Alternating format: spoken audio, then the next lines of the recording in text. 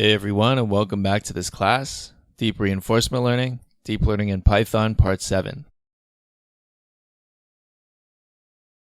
In this lecture, we are going to discuss some extra implementation details that we are going to need for implementing Deep Q-Learning for Breakout.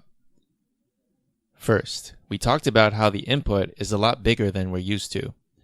Recall that we're stacking 4 frames as the state. The frame is of size 210 by 160 by 3, but we can get rid of the 3 and make the image grayscale.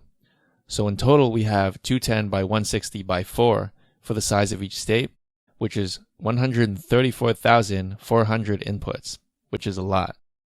The nice thing about old Atari games is that their graphics are pretty simple, so you can downsample the image without losing any information at all.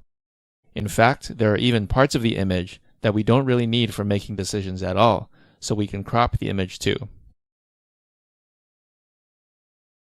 Let's inspect the frame so you can see what I mean. First, you'll want to import gem and get the environment, which, if you don't know, is breakout for this example.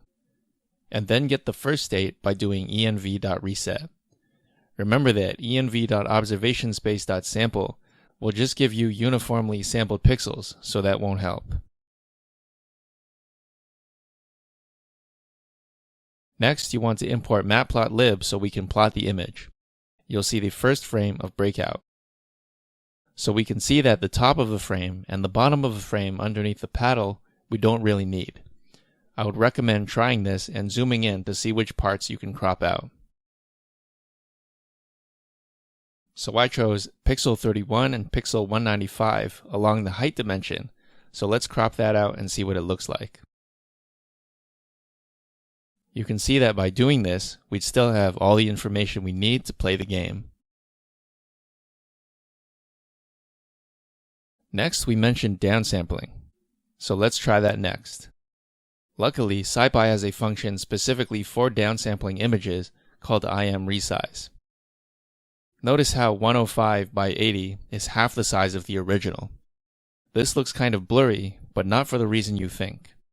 The reason is because image downsampling isn't just subsampling the original, it does some fancy math in between.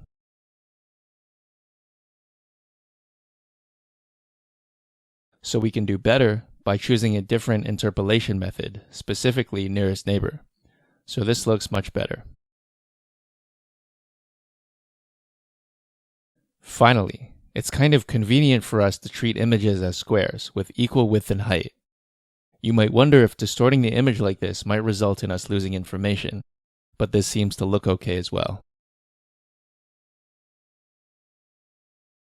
The other image processing steps, which are grayscaling, is just taking the mean along the color axis and scaling the pixel values to between 0 and 1, which are all stuff you've seen before.